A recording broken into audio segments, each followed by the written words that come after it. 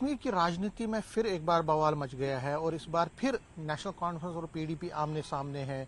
आपको याद ही होगा कि कल वर्किंग कमेटी मीटिंग थी नेशनल कॉन्फ्रेंस की, पूरा दिन चली ये नवाई सुबह में, सुबह से शाम तक वर्किंग कमेटी के जितने भी मेंबर थे पार्टी के, चाहे वो जम्मू से हों, श्रीनगर से और इवन के लद्दाख से भी जो टॉप पार्टी के लीडर्स हैं उनको इसमें मीटिंग में रखा गया था, उनको इनवाइट किया गया था। उसमें इस मीटिंग में डॉक्टर फारूक अब्दुल्ला, उमर अब्दुल्ला, जितने भी मिनिस्टर्स हैं जो वर्किंग कमेटी के मेंबर हैं बेसिकली नेशनल कॉन्फ्रेंस के, उन सबको इनवाइट किया गया था। और दिन भर ये मीटिंग चली, तकरीबन शाम के 5:30 बजे तक ये मीटिंग चलती रही और वहाँ से फिर 7 रेजोल्यूशन पार्टी ने पास किए।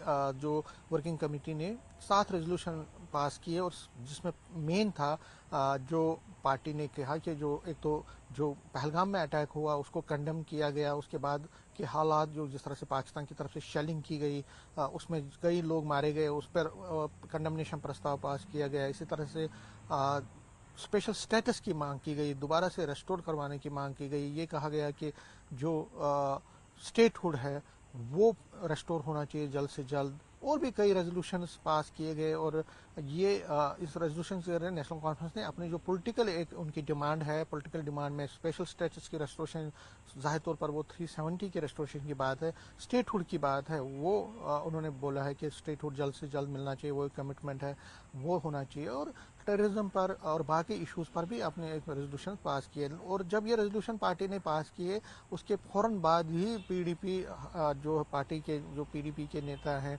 वहीदुर रहमान पर्रा, उन्होंने ट्वीट के जरिए कटाश किया, अटैक किया, टारगेट किया नेशनल कॉन्फ्रेंस को और कहा कि नेशनल कॉन्फ्रेंस स्पेशल स्टेटस और बाकी चीज़ों की मांग तो कर रही है लेकिन वो बंद कमरे में रेजोल्यूशन पास कर रही है। उनको हिम्मत नहीं हुई, उन्होंने ये रेजोल्यूशन पास करवाना चाहिए था, इसमें स्टेट असेंबली में दोबारा से पास करवाना चाहिए था और जो इसके लिए रेजोल्यूशन ला रहे थे उनको भी मौका दिया जाना चाहिए था।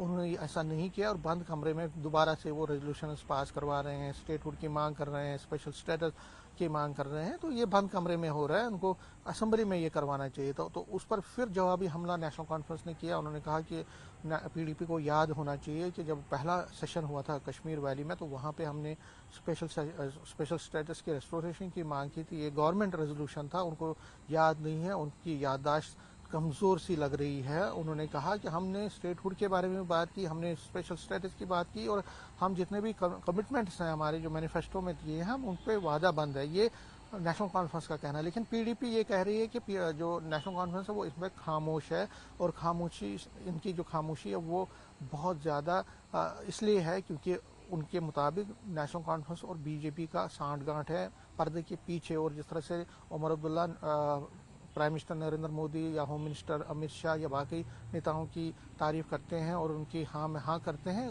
पीडीपी का कहना है कि ये एक जाहिर करता है कि नेशनल कॉन्फ्रेंस जो है वो और बीजेपी जो है पर्दे के पीछे इनकी सांठगांठ है और कभी भी नेशनल कॉन्फ्रेंस और बीजेपी का अलायंस यहाँ पे हो सकता है या नेशनल लेवल पे हो सकता है। तो कहीं ना कहीं पीडीपी जो है वो कटाश कर रही है नेशनल कॉन्फ्रेंस पर। लेकिन नेशनल कॉन्फ्रेंस का जवाबी हमला भी जोरदार है।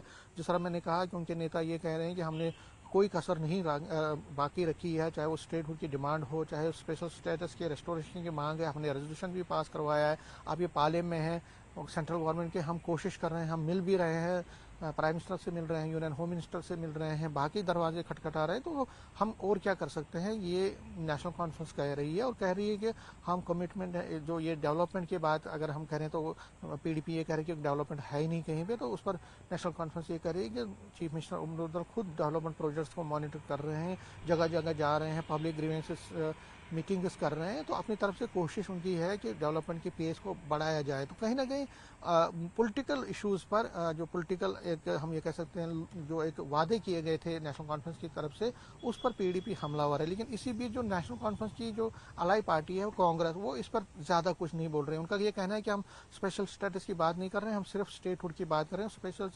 स्टेटहुड जो मुद्दा है, स्टेटहुड पर गवर्नमेंट ऑफ इंडिया को संज्ञान लेना चाहिए, जल्द से जल्द उस पर काम करना चाहिए, उस पर वादा जो किया है उसको पूरा करना चाहिए।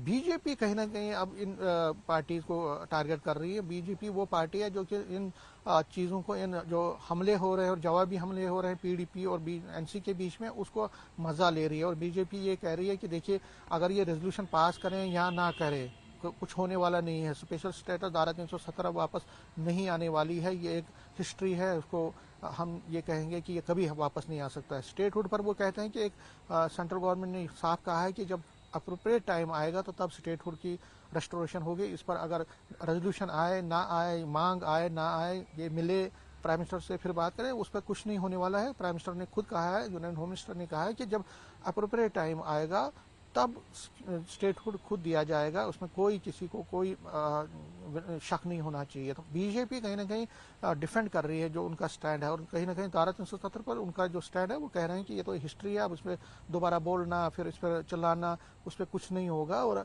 अगर ये हमले और जवाबी हमले एनसी और नेशनल कॉन्फ्रेंस कर रही है, नेशनल कॉन्फ्रेंस और पीडीपी कर रही है, उससे उनको कुछ लेना देना है। और दूसरा वो कहते हैं कि नेशनल कॉन्फ्रेंस के साथ हमारा अलायंस का कोई सवाल ही पैदा नहीं होता है। नेशनल कॉन्फ्रेंस एक कश्मीर सेंट्रिक पार्टी है और बीजेपी की आइडियोलॉजी, बीजेपी की सोच, बीजेपी का नजरिया उनके साथ नहीं मिलता है। हाँ, अगर नेशनल कॉन्फ्रेंस जो चीफ मिनिस्टर उमर अब्दुल्ला अच्छे ताल्लुकात रखना चाहते हैं प्राइम मिनिस्टर के साथ, क्योंकि प्राइम मिनिस्टर हर एक का होता है और जम्मू कश्मीर के लोगों के भी वो प्राइम मिनिस्टर हैं, तो अगर प्राइम मिनिस्टर के साथ चीफ मिनिस्टर अच्छा रखते हैं, वो एक टेक्निकल एक स्ट्रैटेजिकल अलायंस होता है, एक जो एक चीफ मिनिस्टर का प्राइम मिनिस्टर के साथ होता है, उसमें उसको ज़्यादा रीड आउट नहीं करना। और यही नेशनल कॉन्फ्रेंस के लोग भी कह रहे हैं कि हमारा कोई भी अलायंस बीजेपी के साथ नहीं हो सकता है, क्योंकि उनकी आइडियोलॉजी बिल्कुल डिफरेंट है। और अब पहलगाम अटैक के बाद ये जाहिर है कि जो हालात बने थे उसमें उमर अब्दुल्ला ने स्पेशल सेशन बुलाया और वहाँ पे भी और उसके बाहर भी उन्होंने खुल के समर्थन दिया सेंट्रल गवर्नमेंट को, जो उनके इनिशिएटिव्स हैं, चाहे पाकिस्तान के खिलाफ, चाहे टेररिज्म के खिलाफ, चाहे इंटरनल सिक्योरिटी को और मजबूत करने के लिए। तो वो नेशनल कॉन्फ्रेंस के जो नेता हैं वो ये कह रहे हैं कि सेंट्रल गवर्नमेंट जो कदम उठा रही है उस पर है। लेकिन जो देखिए इंडस वाटर ट्रीटी पर भी पीडीपी और एनसी भिड़ गई थी। इंडस वाटर ट्रीटी पर नेशनल कॉन्फ्रेंस जो महबूबा मुफ्ती है पीडीपी की, वो कह रही थी कि उसको सस्पेंड नहीं करना चाहिए। इंडस वाटर ट्रीटी एक ह्यूमन इशू है और ह्यूमैनिटेरियन बेसिस पे पाकिस्तान को पानी दिया जाना चाहिए। तो उस पर भी नेशनल कॉन्फ्रेंस और पीडीपी की आपस में भिड़त हो गई। और अब दोबारा जो रेजोल्यूशन कल पास किए गए हैं उस पर भी भिड़त पार्टी के दोनों की तरफ से ट्विटर वार हो रहे हैं। तो कहीं ना कहीं जम्मू कश्मीर की सियासत में, क्योंकि अभी जो फोकस है वो पहलगाम है, लेकिन कहीं ना कहीं जम्मू कश्मीर की सियासत में कुछ ऐसे मुद्दे आ रहे हैं जिस पर सियासत दोनों पार्टियां खासकर पीडीपी और एनसी कर रही है। और ऊपर से बीजेपी और कांग्रेस भी ऑपरेशन सिंदूर के बारे में जो बात है उस पर भी सियासत एक दूसरे पर कटाश कर रहे हैं। कल आपने देखा जीए मीर कांग्रेस के किस तरह से उन्होंने कहा कि जो ऑपरेशन सिंदूर है उसको बड़ा चढ़ा के पेश किया गया है, एक छोटी सी एक्टिविटी थी और कहीं ना कहीं इससे बड़ा नुकसान भी हुआ यहाँ पे, कुछ हासिल ज़्यादा नहीं हुआ, जिस पर बीजेपी ने उनको हमला किया। महबूबा मुफ्ती ने उस पर भी कहा कि अगर आगे कोई जंग करनी है तो जम्मू कश्मीर के बॉर्डर्स पर ये नहीं होना चाहिए, किसी और बॉर्डर को चूज करना चाहिए इंडियन गवर्नमेंट को, तो वहाँ पे पाकिस्तान के साथ लड़ाई करनी, क्योंकि इस जंग से जम्मू कश्मीर के लोगों को नुकसान होता है। तो कहीं ना कहीं इस पर भी सियासत खुल के हो रही है, जंग पे भी सियासत हो रही है। और अब जो ये रेजोल्यूशन नेशनल कॉन्फ्रेंस ने कल पास किया उस पर भी जो है सियासी जंग शुरू हो गई। ये जंग कहाँ चलती है, कहाँ तक चलती है, कहाँ तक उस पर देती है, उस पर हमारी नज़र रहेगी। लेकिन फिलहाल हम ये कह सकते हैं कि हालांकि अभी फोकस जिस तरह मैंने कहा वो पहलगाम है। अब एक महीना आज पहलगाम अटैक को भी हुआ है, वो फोकस है, लेकिन कहीं ना कहीं ये सियासी मुद्दे भी छाए रह रहे हैं और उस पर भी सियासत हो रही है। कैमरामैन चांद के साथ में समीर भट्ट, न्यूज़ 18।